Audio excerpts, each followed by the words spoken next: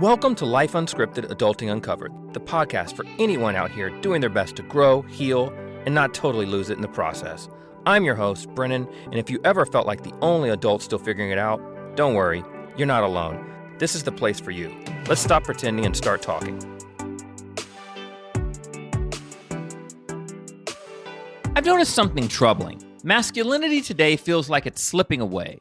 Real men, the kind who lead with respect, accountability, and strength, are harder to find. And it's not just hurting men, it's changing how women see us, how they trust us, and whether they even want to build with us. Today, I want to explore why this is happening, and if you're a straight man, what you should be doing daily to avoid falling into this trap. When I scroll through dating subreddits, Facebook groups, or hear women talk about dating, one thing comes up over and over again. Something has gone wrong with modern masculinity. Women say men don't treat them with respect, that chivalry is dead, and too many men avoid leadership or swing too far into passive behaviors. And honestly, a lot of it's true.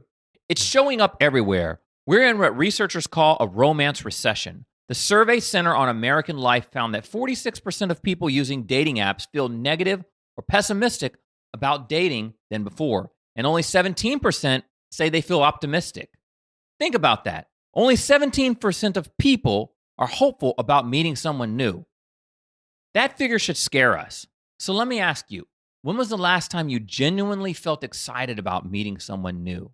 Why is dating making people feel worse instead of better? Part of the problem is the environment that we've created. Pew Research shows that 30% of Americans use dating apps, and over 1,500 dating apps are available today. So the choices feel endless. And here's the problem with dating apps. They give us endless choice, and on the surface, it sounds amazing. Because as consumers, we love options. I know that when I go into the store and I see all these shoes and all these watches and all these fragrances, then I'm like, oh, wow, this place is amazing. But too much choice doesn't create happiness. It creates paralysis. It makes us anxious, and it makes us indecisive, and it makes us more likely to quit. See, psychologist Barry Schwartz called this the paradox of choice. The more options that you have, the less satisfied you are with any of them. Think about that. When you're always scrolling, there's always someone new around the corner. That means you're never really committing. You're never really investing. Instead of giving one connection a real chance to grow, you keep one foot out the door. And when both people are doing that, it's no wonder that relationships just constantly feel disposable. This is why so many people get burned out, because dating isn't meant to be a shopping spree. It's meant to be an investment. You're not supposed to bump around like a car with no driver from lane to lane, crash to crash. You're supposed to pick a direction, get a person, and actually go somewhere and go somewhere together. This is why passenger princess duties are so helpful. The truth is, holding on and investing in one person until that situation is no longer viable is far better than bouncing around endlessly, because depth comes from time and trust comes from consistency. Love comes from building, not swiping. More options don't mean more love. They mean more burnout, more ghosting, and fewer real connections. Dating has become commoditized. People scroll like they're shopping for a snack. Today I want Doritos, tomorrow I want Cheetos. And when you treat people like products, commitment disappears because you're always wondering what's the next best thing around the corner. And that's where masculinity comes back into the picture. Instead of chasing the perfect person, men need to focus on becoming the kind of person worth dating. That means working on yourself. Stop thinking, what can I get from a woman? And start asking, what can we build together? What do I bring that makes us stronger as a team or as a long-term fit? See, that shift from consumer to partner is where masculinity shows up in dating. But modern masculinity isn't about being dominant, stoic, or the loudest guy in the room.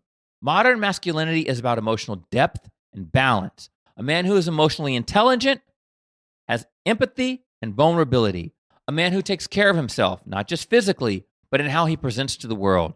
A man who can lead when leadership is needed, but who also knows when to slow it down and support and connect. It's not about control. It's about creating safety, about having a grounding presence and a steady confidence that makes others feel secure.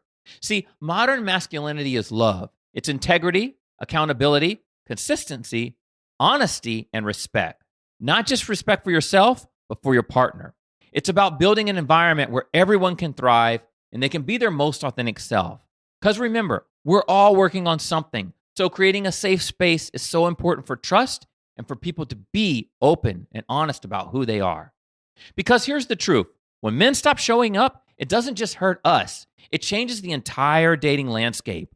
Women lose faith, relationships fall apart, and people invest less, and hope fades and pessimism rules. And we all end up frustrated. But when we get it right, everyone wins. That's the man women trust. That's the man the world needs. And that's the man you can choose to be. So I bet you're asking yourself, well, how do I be that man? Start with the most basic thing. Ask yourself, do I keep my word? When I tell a woman I'm going to do something, do I do it? Or do I just fade away? Do I miss dinners, dates, phone calls? Do I cancel plans, making vague excuses and sometimes obvious ones? If you answered yes to any of these, you may be part of the problem. And you're slowly training yourself to be unaccountable. I did an entire video on accountability. This is a critical value that men need to have. So ask yourself, would you want to date yourself? If you were doing all those things, if someone was doing them to you, would you date you? So the next thing is audit how you show up into the world. Do you take care of your teeth? Do you take care of your hair, your skin, your grooming, your hygiene, your style? Do you smell good? Your presence matters. How you present to the world says a lot about who you are. So audit how you show up into the world. Measure your leadership style. Leadership is not about being an authoritarian figure. It's about creating clarity, communication, direction, trust, transparency, authenticity. It's about calming chaos, offering safety and security. So ask yourself, do I make people feel safe around me or do I create chaos? Practice emotional intelligence. Being a modern man requires emotional intelligence. Do you shut down when things get hard or when you're upset? Or can you express what you need when things get real? Because those moments matter. And how you show up to conflicts and moments of stress test your ability to lead, whether you recognize it or not. Stop approaching dating as a what can I get situation. Look, we all want intimacy, passion, sex. Everybody wants that. Women want it too.